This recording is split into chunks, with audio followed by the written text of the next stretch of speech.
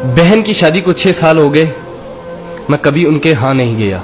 ईद शब रात अम्मी या अब्बू चले जाते थे।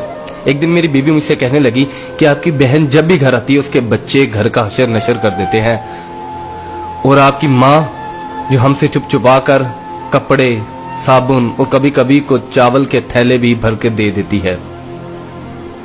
अपनी माँ से कहो ये हमारा घर है, कोई खैरात सेंटर नहीं। मुझे ये सुनकर बहुत गुस्सा आया कि मैं अपने घर का बहुत मुश्किल से गुजारा कर रहा था और मेरी माँ सब कुछ मेरी बहन को दे देती है।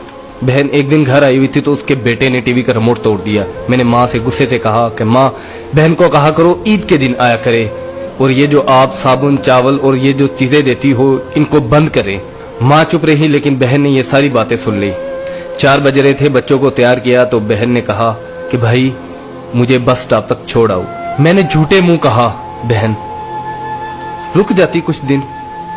बहन मुस्कुराई और बोली नहीं भाई, बच्चों की छुट्टियां खत्म हो रही हैं, मुझे जाना है।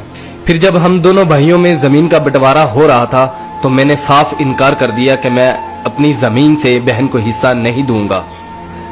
तो माँ ने कहा कि बेटी का भी तो हक बनता है। मैंने गाली देते हुए कहा जो कुछ भी हो जाए मैं बहन को हिस्सा नहीं दूंगा। मेरी बीवी ने भी बहन को बुरा भला कहा, वो बेचारी खामोश थी। बड़ा भाई अलहदा हो गया और मेरे बड़े बेटे को टीबी हो गया और मेरे घर के हालात खराब हो गए। जितना सब कुछ था मैं उसके इलाज पे लगा चुका था। मेरे पास इलाज करवाने के पैसे नहीं थे, मैं बहुत परेशान था।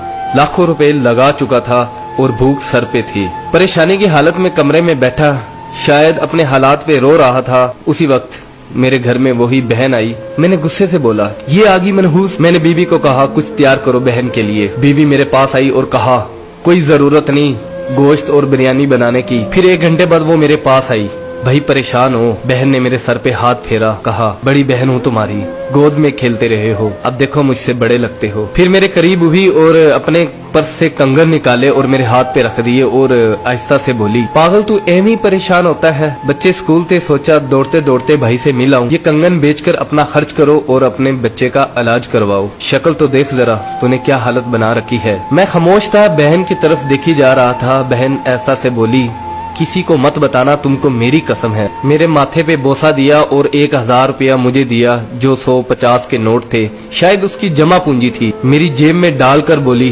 बच्चों को गोश्त ला देना और परेशान मत हुआ कर। जल्दी से अपना हाथ मेरे सर पे रखा, देख कितने बाल सफेद हो गए। वो जल्दी से जाने लगी तो उसके पैरों की तरफ देखा तो टूटी हुई जूती पहनी हुई थी और पुराना सा दुपट्टा ओढ़ा हुआ था। जब भी आती थी वही दुपट्टा ओढ़कर आती थी। बहन की इस मोहब्बत में मर चुका था मैं। हम भाई कितने मतलब प्रस्त होते हैं, बहनों को पल भर में बिगाना कर देते और बहनें भाइयों का जरा सा दुख बर्दाश्त नहीं करती। मैं हाथ में कंगन पकड़े जोर जोर से रो रहा था, उसके साथ मेरी आंखें भी नम हो गई। अपने घर में खुदा जाने वो कितने दुख सह रही होगी।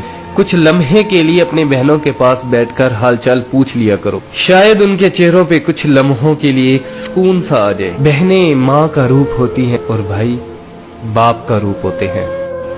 स्टोरी अच्छी लगी हो तो